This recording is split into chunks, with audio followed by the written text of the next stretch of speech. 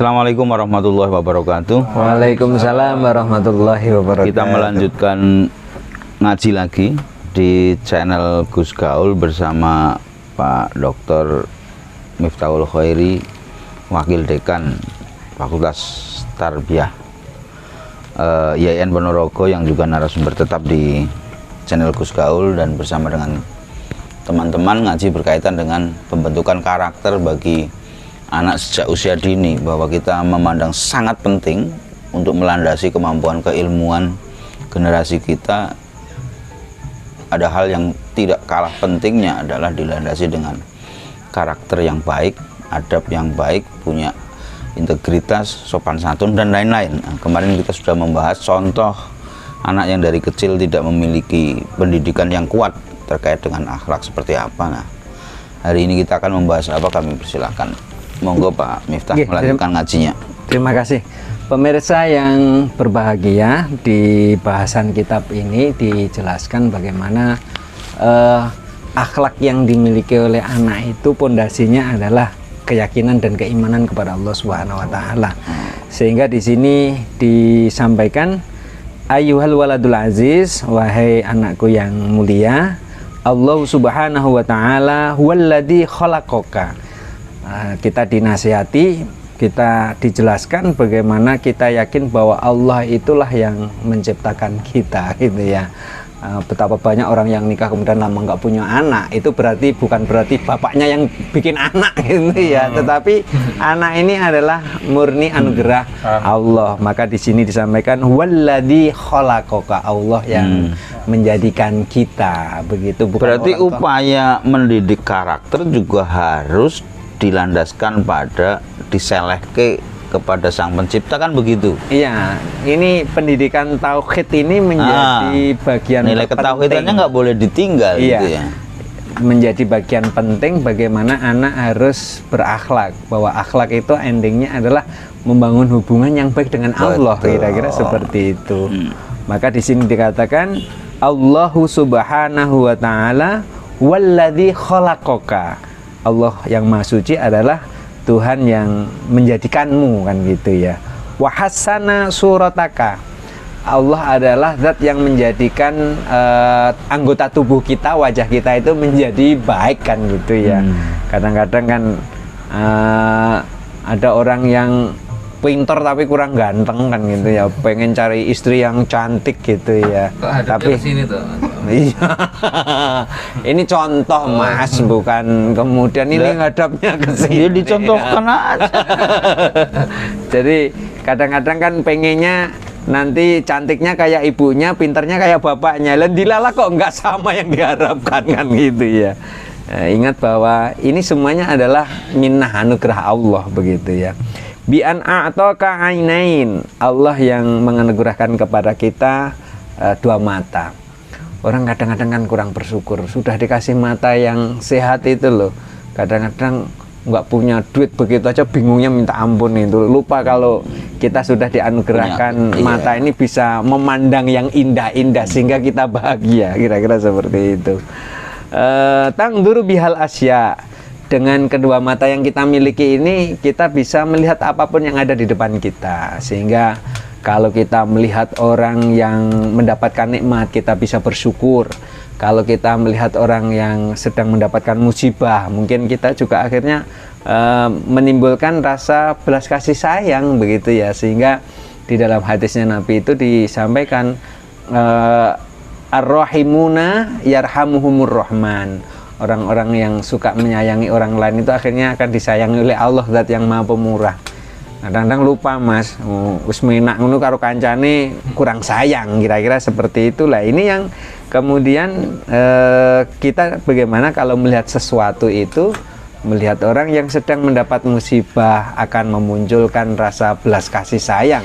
Kalau mendapat orang yang mendapatkan nikmat, kita bisa bersyukur, kira-kira seperti itu. Wa udunaini tasma'u bihimal aswat. Jadi Allah menganugerahkan kepada kita ini telinga yang bisa mendengarkan sesuatu ya. Kalau bisa jangan kita ini mendengarkan gosip aja Mas gitu ya. Kita dengarkan sesuatu yang baik lah, kira-kira nasihat yang menjadikan hati kita ini mudah menerima nasihat orang lain. Jangan sampai kemudian telinga kita ini digunakan untuk kemaksiatan gitu ya. Walisanan tatakallamu bihi. Bagaimana Allah menganugerahkan kepada kita lisan yang baik. Jangan seperti anak yang kemarin, kalau ketemu temannya yang muncul sholawat Jawa Mas. Bukan sholawat Jawa ya, tetapi perkataan yang kurang baik lah, sesuatu yang tidak berkenan didengarkan oleh orang lain, kira-kira seperti itu. Bagaimana kemudian lisan kita ini kita manfaatkan untuk yang baik-baik. Kadang-kadang ada yang bilang katanya ada ghibah syar'i, masuk anak ngono kan itu ya, Ghibah ya ghibah lah. Lah ya ghibah ya tetap ghibah lah, kira-kira begitu, nggak ada ghibah syar'i ya. Nggak ada ya ghibah ya tetap ghibah, kira-kira seperti itu. Wa yadaini tasta'miluhuma fi asholika. Jadi Allah menganugerahkan kepada kita dua tangan yang bisa kita gunakan untuk bagaimana kita mengerjakan sesuatu di dalam kehidupan kita sehari-hari. Warijlaini tamsi alaihima. Kita harus bersyukur kepada Allah karena dianugerahkan kedua kaki yang bisa kita manfaatkan untuk kemana kita mau pergi, mendatangi pengajian, memberikan pertolongan kepada orang yang membutuhkan. Karena dengan kedua kaki kita yang sehat, kira-kira seperti itu. Wa aklan ta'rifu bihil khaira minasyarr. Allah menganugerahkan kepada kita akal untuk bisa membedakan mana yang baik dan mana yang jelek, kira-kira begitu. Tapi kadang-kadang gini ada Mas yang orang sok bodoni ya, tahu yang jelek-jelek bareng kono karmu katanya kan gitu ya. Ini yang barangkali kurang pas. Jadi kalau kita melihat sesuatu, kalau memang kita tidak bisa mengingatkan itu ya minimal bilang begini, yo ngono lah, mosok terus sesuatu yang kurang baik ini kemudian mau dibiasakan, kira-kira seperti Ya mungkin itu. karena melihat dianya itu sudah paham bahwa itu nggak baik, ya wis babano. Mungkin begitu. Oh gitu ya, jadi Iyalah. Kadang kan Mampu begitu ya, juga. dan nggak mampu untuk merubah lingkungan kita menjadi baik. iya. Yang repot itu gini Mas, wong sing lakoni aku dhewe sambat awakmu sing delok kok bingung. Lah ini Wis. repot ini kalau ada orang yang dia dianugerahi oleh Allah akal tetapi kemudian tidak bisa menggunakannya untuk memilih mana yang baik, mana yang tidak baik. Ini barangkali ya kurang bersyukur itu tadi kan gitu. Wa an'ama 'alaika bisihhah.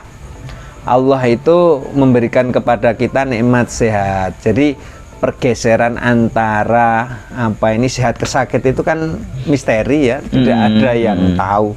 Maka kemudian senyampang Allah itu memberikan kepada kita kesehatan. Bagaimana kesehatan itu dimanfaatkan dengan sebaik-baiknya Mas. Kita sakit gigi aja, rasanya katanya kayak dikampleng gini ya. Pas giginya enak-enak suka makan apa saja nggak ada masalah kan gitu ya. Wa wadu'a rahmah fi qulubi walidaik. Bagaimana kemudian kita ini kalau kepada kedua orang tua kita itu memiliki rasa sayang ya. Sekalipun orang tua kita sudah tidak ada, mungkin begitu ya. Jadi kita doakan sebagai bentuk sayang kita kepada orang tua kita yang sudah tidak ada. Jangan kemudian musura enaknya apa tidak didungakni bareng ya, jangan gitu. Karena di hadis Nabi itu disampaikan idza mata banu adama in qata'a amaluhu illa min salasin shadaqatin jariyatin aw ilmin yuntafa'u bihi aw waladin sholihin yad'ulah. Yang terakhir ini tadi, bagaimana kita ini menjadi anak yang soleh, yang baik bagi kedua orang tua kita walaupun kedua orang kita sudah tidak ada. Ini bagaimana kita memiliki perasaan sayang lah, kira-kira seperti itu. Hatta rabbayaka tarbiyatan hasanatan, sehingga bagaimana kedua orang tua kita ini memberikan pendidikan yang baik gitu ya. Kita kan tidak pernah membayangkan bagaimana pengorbanan ibu kita pada saat melahirkan ya. Taunya kalau sudah gede aja begini ini, tapi ternyata perjuangan untuk melahirkan kita itu taruhannya nyawa loh ya. Kadang-kadang makanya kita tidak boleh berkata kurang baik kepada orang tua kita, utamanya ibu, itu karena perjuangan untuk merawat kita ini luar biasa. Kita yang punya anak aja baru bangun, kalau anaknya malam nangis lagi bocah bolak-balik tuh ngatangi ayo. Nangis ora malah di neng-neng malah ngapung. Iya. Podo masih lanang-lanang. Iya. Ini bisa kita bayangkan gitu ya. Perjuangan bagaimana di saat kita membesarkan anak-anak menjadi besar ini kan ternyata ujiannya juga berat. Lah kita sekarang yang sudah gede ini masa sama orang tua kita tidak sayang. Maka bagaimana kita diajarkan di sini ini bagaimana menghormati orang tua kita sehingga kita ingat atas perjuangannya di dalam membesarkan kita bersama. Fayajibu 'alaika an tu'adzima rabbaka wa tuhibbahu. Wajib bagi kita ini untuk memuliakan Allah dan mencintai Allah. Karena apa? Allah itu adalah sumber inspirasi dalam segala hal gitu ya. Allah adalah sumber kebaikan, sumber kekuatan pada saat kita lemah, tidak mampu untuk menghadapi kehidupan.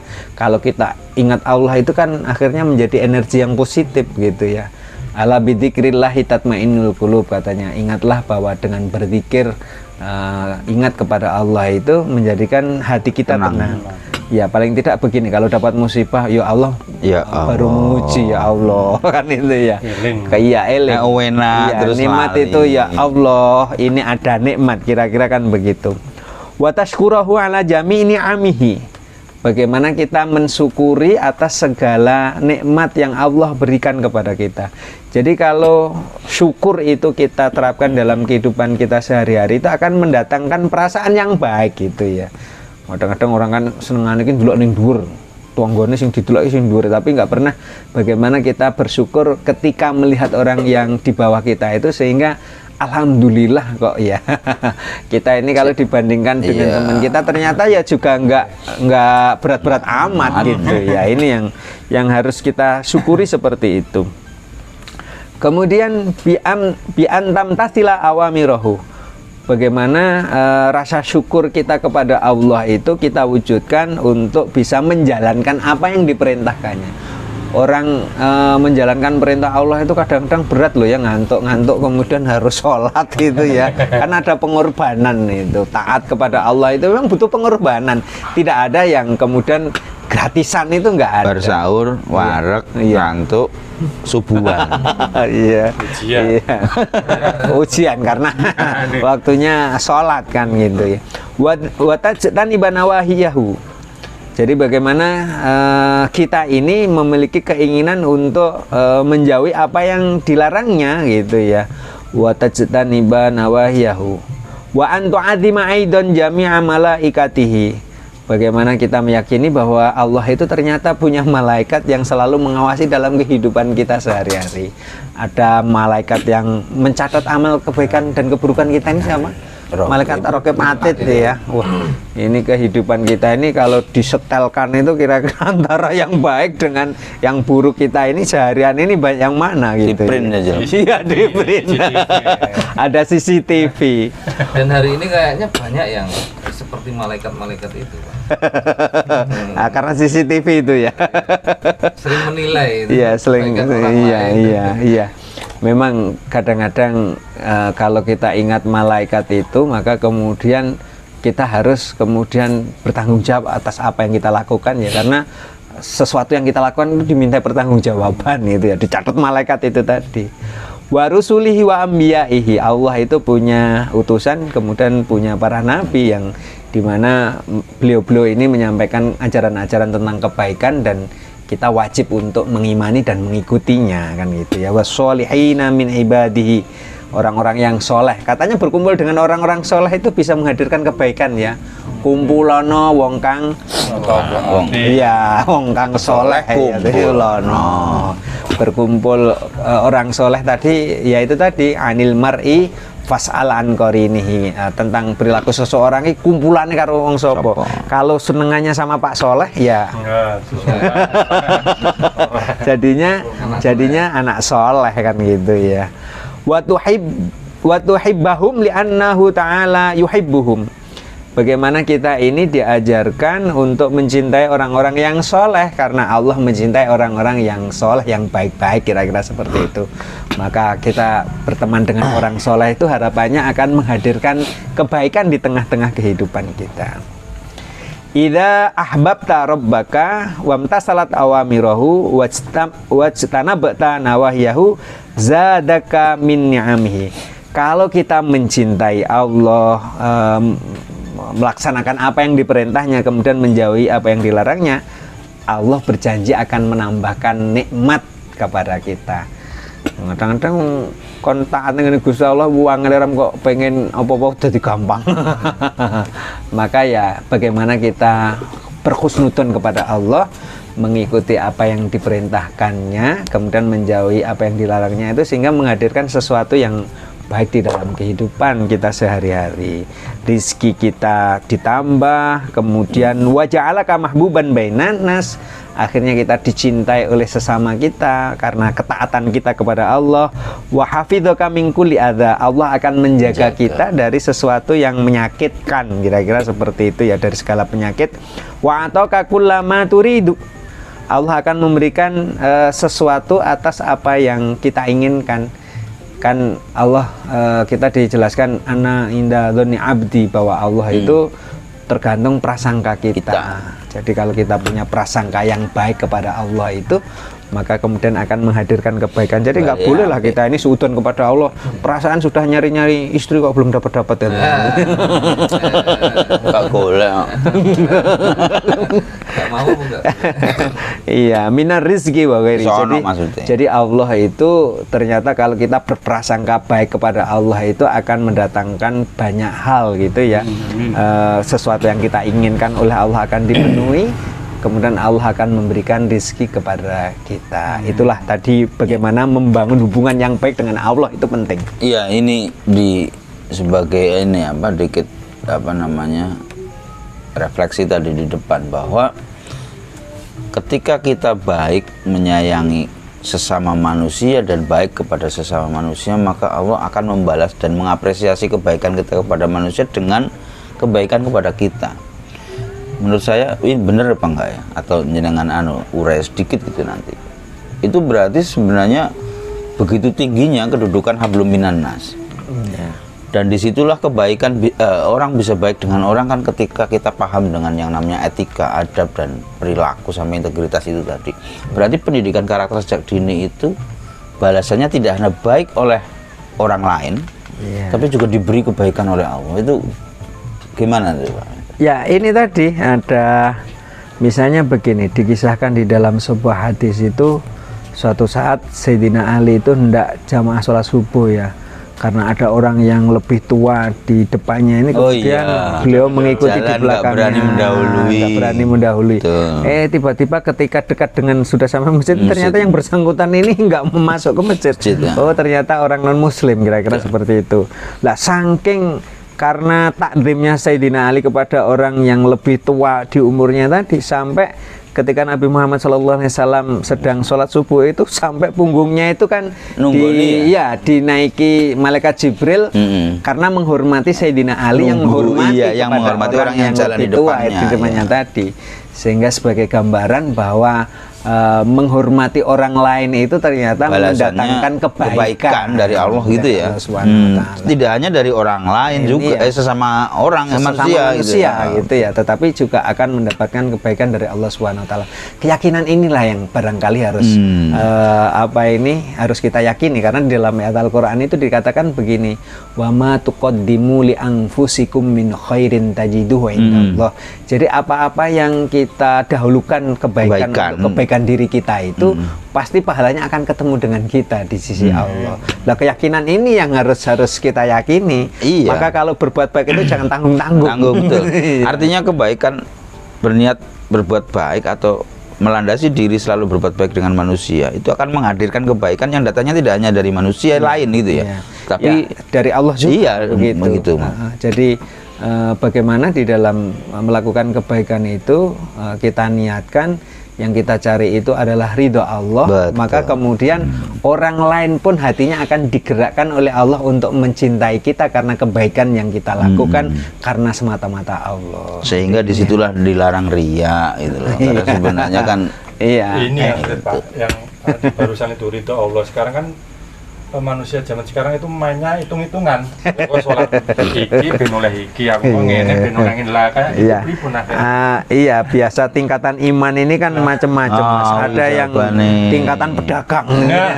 Jadi kalau beribadah itu Bakul. selalu dilihat dari untung rugi. Nah, ini Kalau sebenarnya saya bakul. mengeluarkan saya mengeluarkan sekian nanti saya dapat berapa. Maka di dalam agama itu sebenarnya disampaikan bahwa kekayaan kita yang sesungguhnya itu adalah sesuatu yang kita berikan di jalan Allah.